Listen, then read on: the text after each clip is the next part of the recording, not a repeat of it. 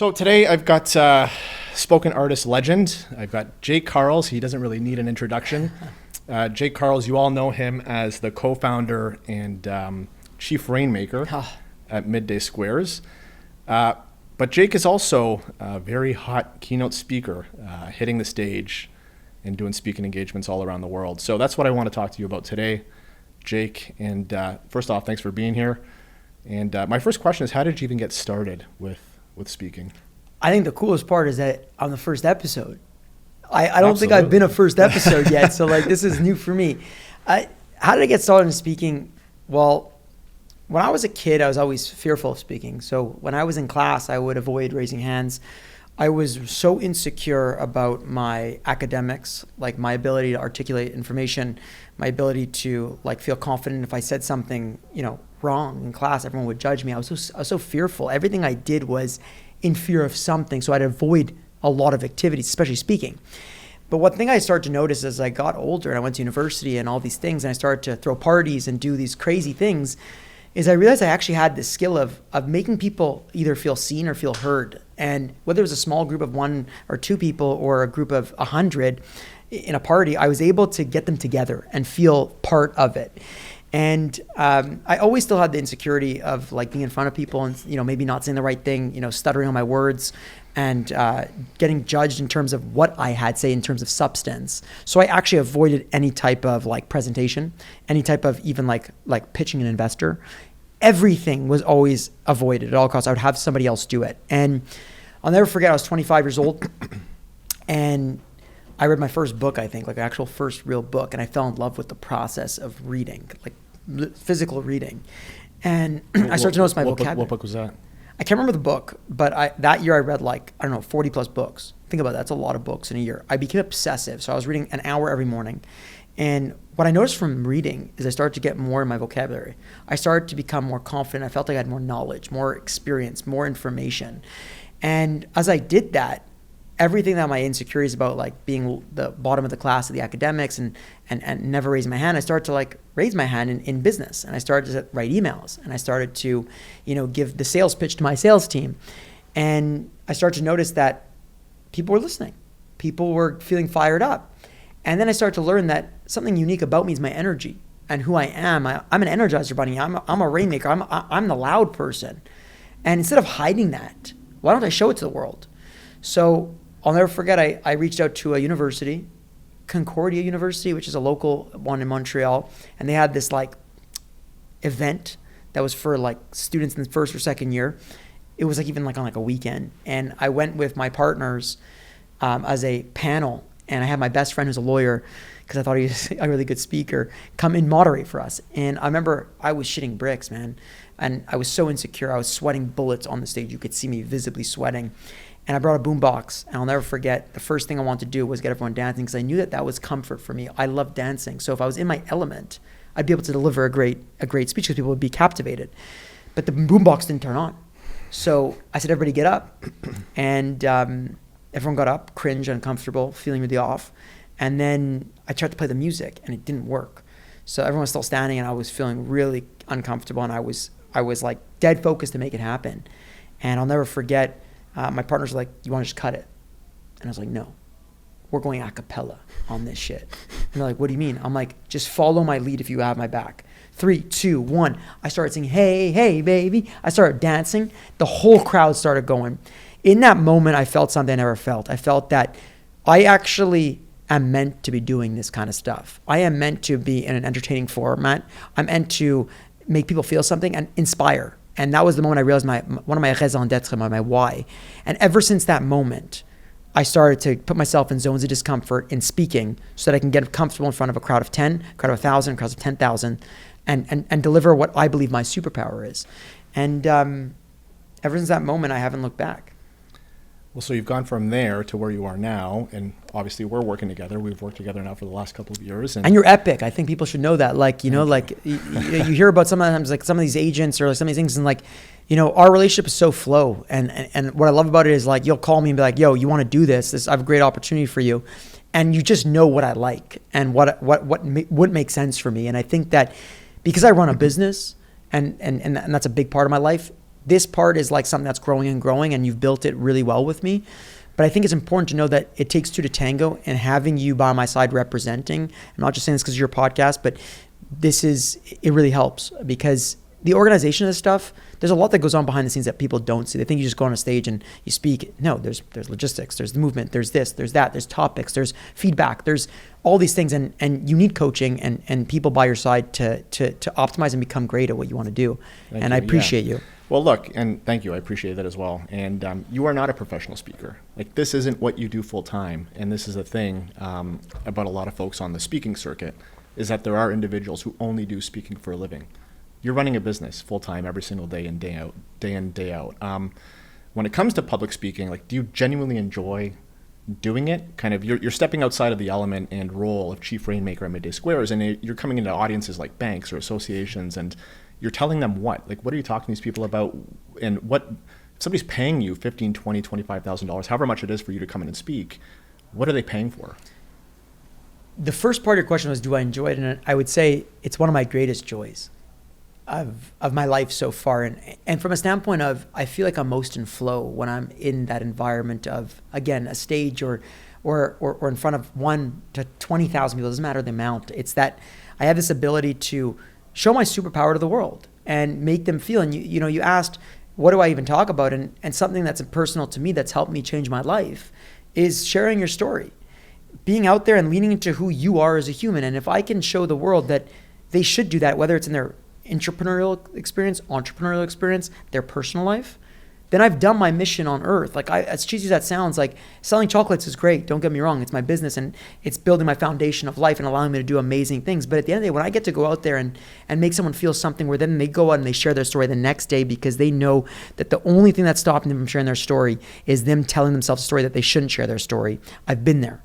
I've been through that. I've gotten past it. So if I could just share that and then bring that energy, that's the zest to my life, to them, and let them feel it, then I've done my part. When I started entrepreneurship, when I became an entrepreneur, the only reason why I became one, there was one reason. I don't know this guy's name, but I watched an episode of Shark Tank. I was devastated. I got rejected from 36 job interviews, 36 in a row. All my dream job was in investment banking. My dream job was actuarial, working in financial modeling. Every single one I applied for, rejection. I came home, never forget, flipping through the channels, devastated that I worked so hard to not get a job. And I saw Shark Tank, and I saw this guy. He was electric, man, on the TV. This guy was he was persuasive, he was energized, he was authentic. And in that moment, I looked at that guy. I didn't even know what he was selling. And I wanted to be an entrepreneur.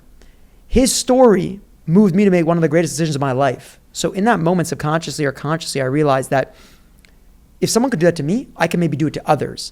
And that's kind of why when you say, do I love it? I thoroughly love it. It gives me, it's part of my purpose of life. And there's no better feeling in the world than walking off a stage, not with the claps, not the applause.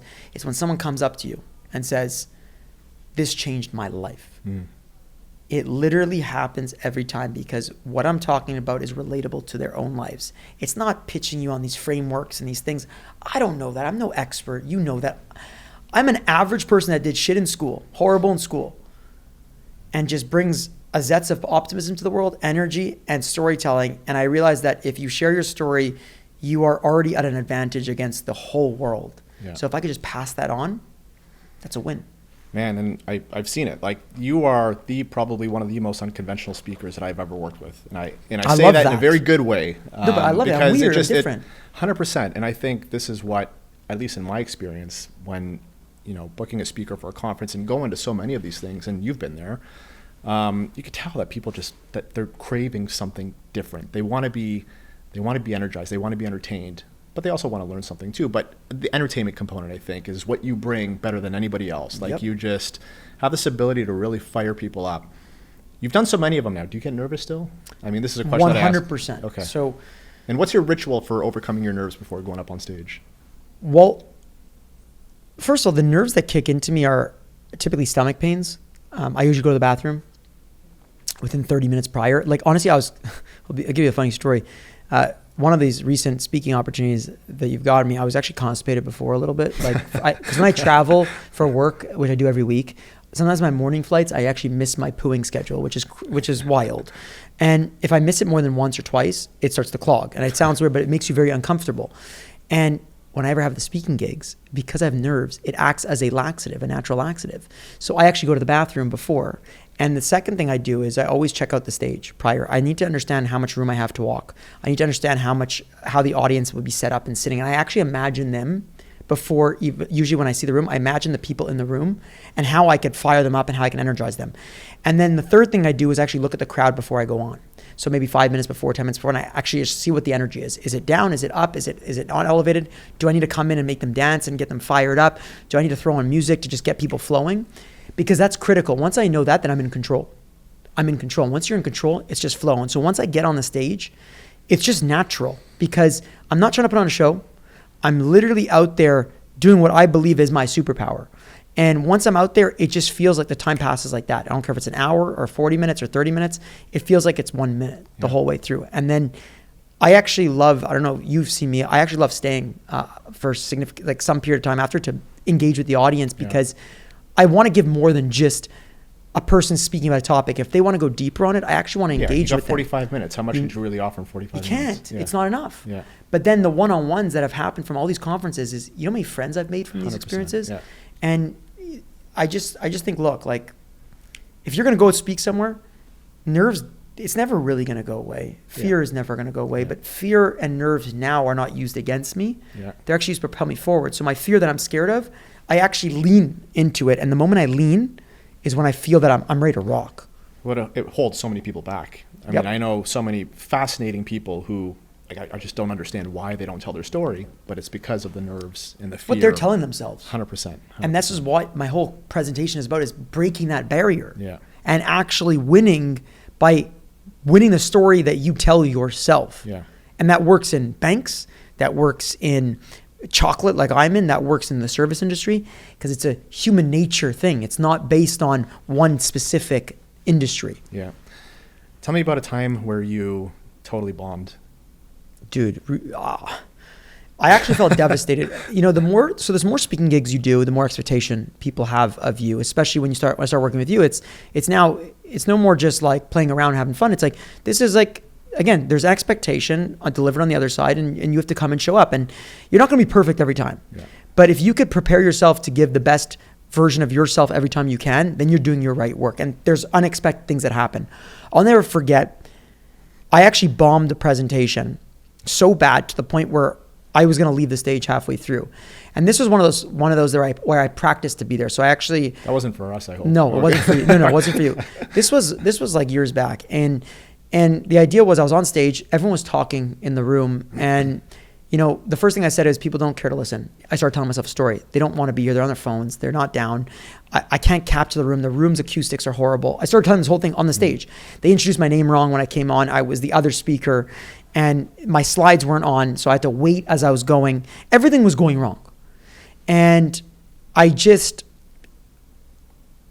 delivered the speech the whole way through. I followed through, because that's what you do. When you promise someone something, you have to do what you say you're going to do. That your word means everything. But at the end, I got off the stage, and there was a room of 200 people or so, maybe 150. And my wife was in the crowd, and she saw me visibly shook, visibly rattled, and visibly upset, because I do put a lot of effort and time and energy into trying to deliver greatness. I really do. And I felt that I couldn't do it in that room. And when I got off, I told her, I was like, I got to leave here. I got to go home. I really don't feel good. Like I feel very like sad. And in the car, I was telling her, I feel insecure. I feel doubt. I feel like I don't even deserve to be on stages. Like I messed that whole up. And she was telling me, she's like, you didn't though. Like you crushed it. And I was like, no, I didn't. And I was so angry actually. And then the next day I woke up, and there was so many posts about my talk from these people. And even though the back of the room wasn't listening because there was such bad experience, the 50 people in the front were dead eye focused on what I was saying, and that they actually felt inspired. And what I realized in that moment was a huge lesson, is that it doesn't matter where you are, you give it your all no matter what. Mm-hmm. You deliver what you believe is your greatness or your speech, no matter how hard the conditions are, no matter what's going wrong, because then someone's there showed up for you.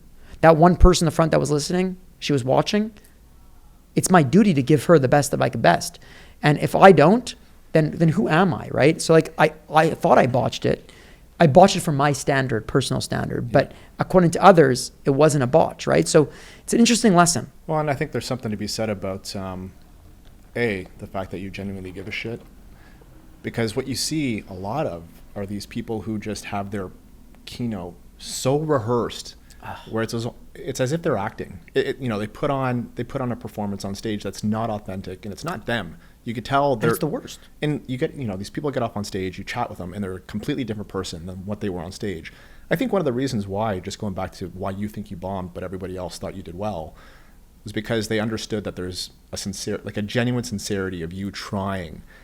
We've been to so many of these events where we see people who might not look super comfortable up on stage, but you could tell they're just giving it their all. Yep. And I so much more appreciate that than somebody who is giving just this fake, inauthentic kind of a keynote. You know what I mean? Yep. And I think that what I could tell you is you're gonna mess up. 100%. You're gonna stutter. 100%. You're gonna miss. You're gonna get confused. But what I would say is this: it's your duty to show up and give it your all every time, and it's your duty to prep yourself before, in terms of not rehearsal, but like prep yourself in the mindset. And I give an example: flying in the same day, not great. Yeah. Why? You're tired. Yeah. Have the respect of coming maybe the night before, or if it's a nighttime one, you can come in the morning of. Give yourself some time. Give yourself. And I'm not an expert. This is just what works for me. But at least when you come prepared and you look good, you're ready to rock, it shows that you care. And I think care is what's missing in this world. I really do, and not just in public speaking, but in business and in life. That's what humans actually want, is just someone to care and love and want. And your work, your art should have so much of that infused.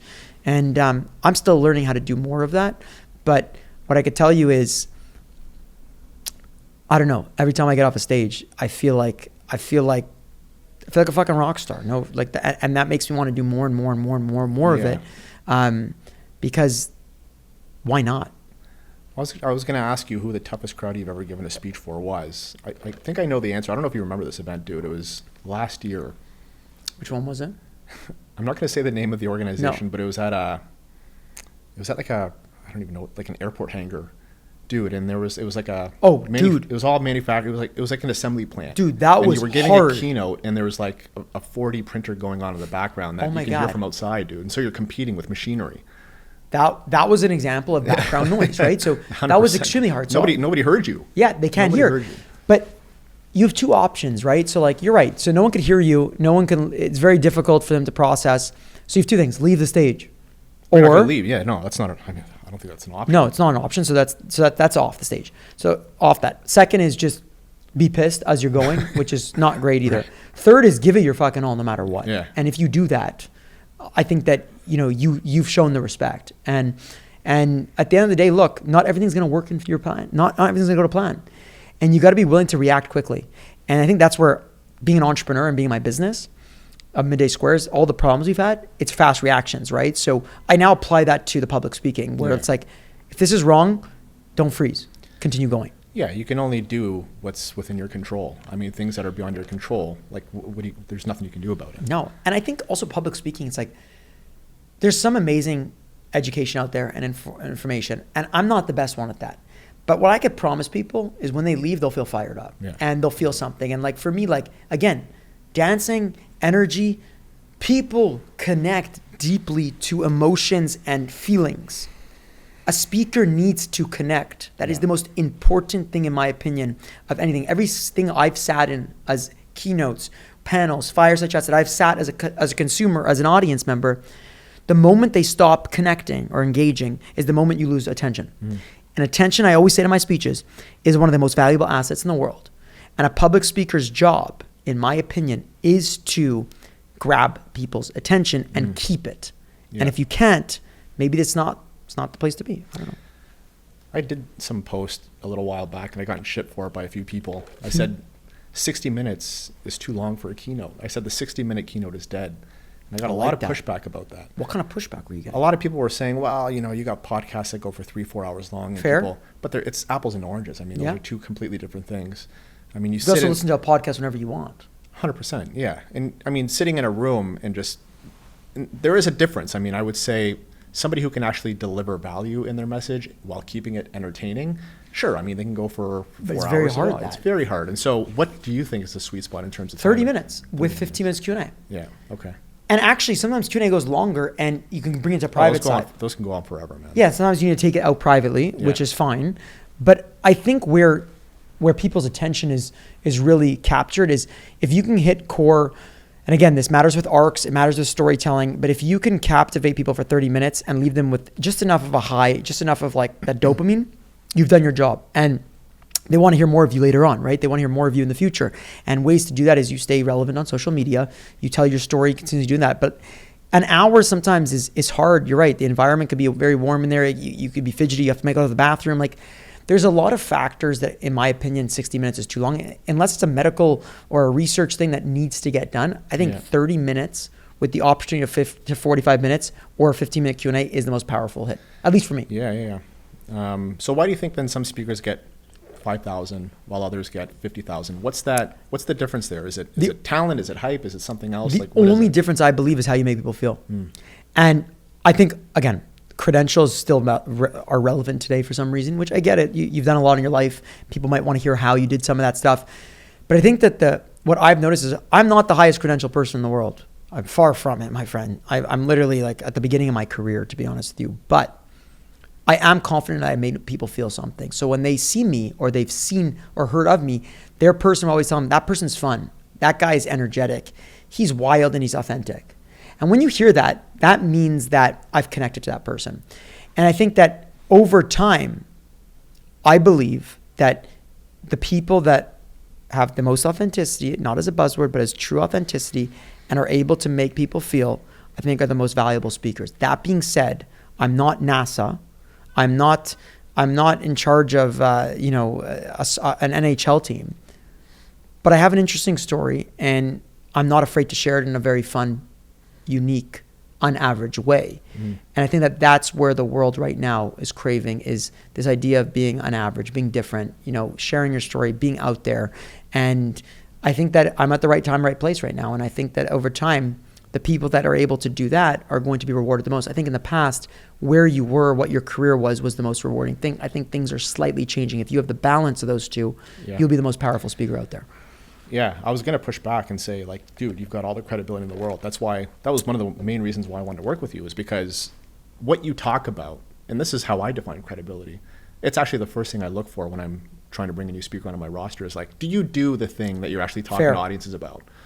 You got a lot of people talking about entrepreneurship who've never built a business. You got a lot of people talking about innovation that haven't innovated anything. And whatever, there's a space for it on the circuit. Like, they're good storytellers maybe, but what you find is that they're actually regurgitating the work of people who do the thing. Yeah. So for you to say that you don't have credibility, I mean, dude, like, you're building. Yes, building a great business. Huge business. Like, look, we sold 65 million chocolate bars. It's not easy to sell that. That's commodity. But, and like, you're right. I preach something that works for me. I preach this idea that storytelling is powerful. For example, on LinkedIn last year, over 30 million views on my personal account organically. It doesn't happen simply because of one guess and check. No, I've consistently tried things, done things, and worked my story that I felt connected to people. That was in an authentic way. So I preach what I do, but I'm not the president. I'm not the prime minister. I'm not, maybe not yet, but I think that I'm at my phase in my journey where I'm very confident in what I'm delivering. Yeah. And I don't feel like a fraud on there, or like someone that's like, the feeling I felt as a kid not raising my hand, I don't feel that anymore. I actually feel like when I'm on stage, that is where I'm supposed to be. Yeah. And I think people can feel that too.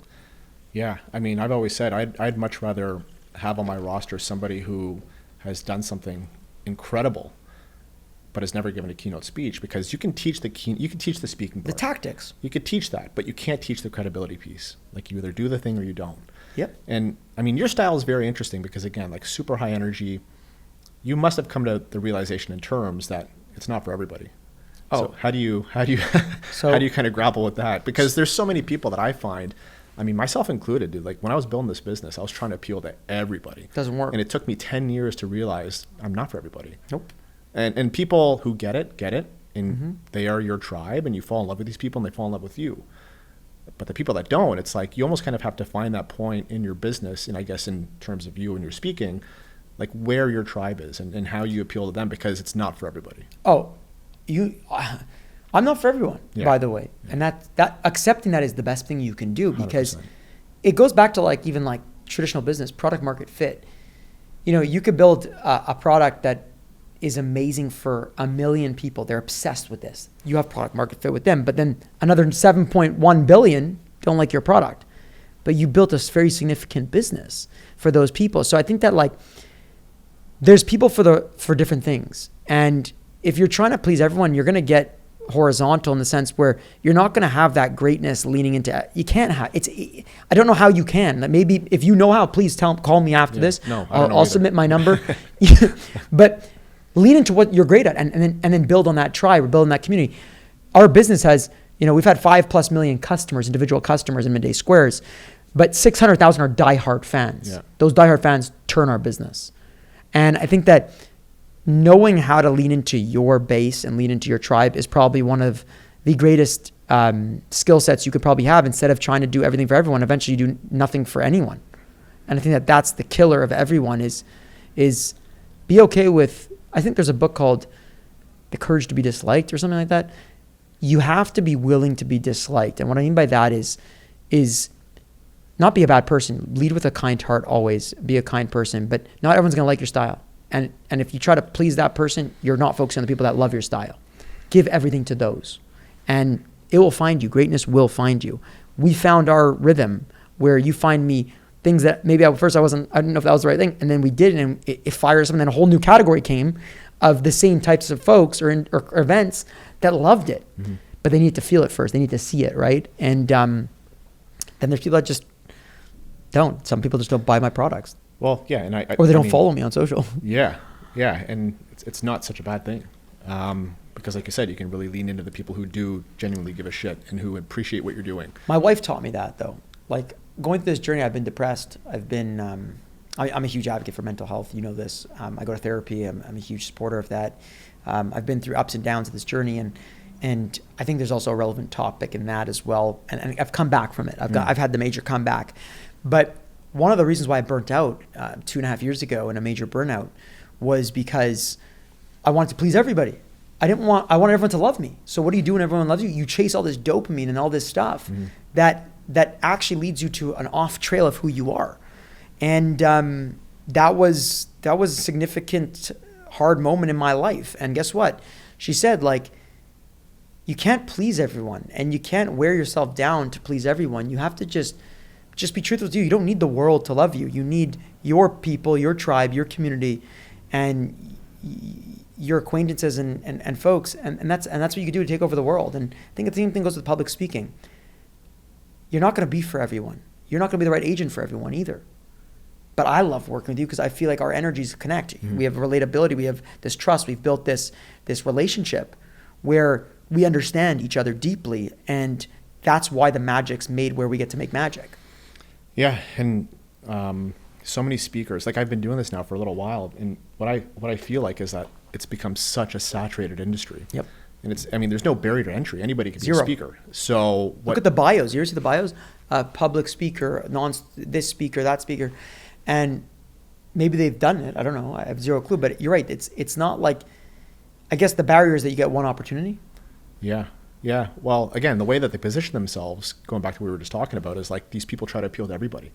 And if you're dubbing yourself as an innovation expert, well, guess what? There's 10,000 other innovation experts on the speaking circuit. So why are you any different than everybody else? And that's where it comes to feeling, I guess. 100%. There's people that tell great stories, but they may not know how to relate that information to the audience to feel inspired. I know we're filming today, and I don't know when this is coming out, but I literally just came back from...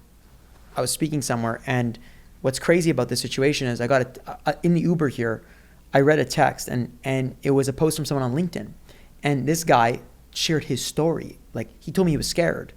Like, as I saw him after the speaking gig, he's like, I'm scared, but I feel inspired. I feel emotional right now. I'm going to share my story because you made me feel that it's okay to, even though there's no permission. Everyone in the world could share their story. I'm just like everybody else in that sense. But he shared it on LinkedIn, and I felt proud for a moment because That's something they can't copy. People can't copy how you make people feel. They can copy the services, the product you create, or even the topics you talk about in your speaking circuit, but they can't copy the energy that's transferred. It's impossible. Yeah. You have a unique DNA. I have a unique DNA. So when you bring that to the world in the right time, right place, that is different. I don't know. That amps me up. Yeah. Listen, I want to be mindful of time. I mean, we can go on forever, but there's one last thing that I'm going to ask you. It's a fill in the blank question. The speaking industry would be better if fill in the blank. That's a great question. That's a great question. So the speaking industry would be better if